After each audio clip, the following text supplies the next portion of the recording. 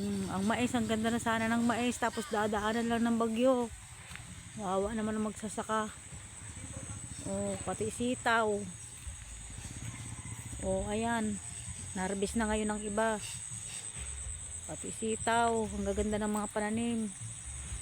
Tapos dadaanan lang ng bagyo. Oh, ayan ang maisa namin, ang sitaw.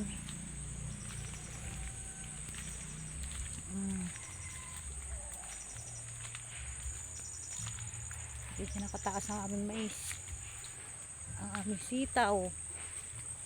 Ngayon dadaanan na ng bagyo. Wala na sila.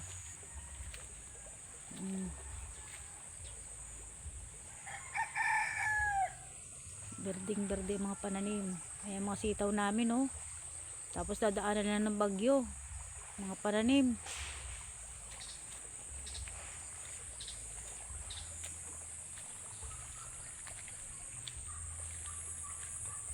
Agoy, agoy, agoy, agoy.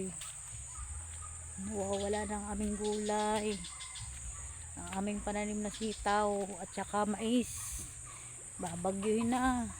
Ayan. Oh, ang haba-haba yan. Ang luwag niyan hanggang doon sa dulo. 2 hektaryang maisan.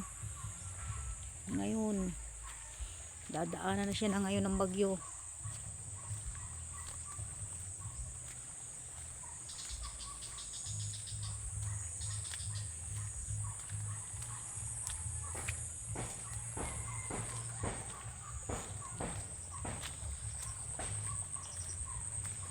Lumapit lang kayo mga mais. Huwag kayong hihiga kahit anong lakas ng bagyo.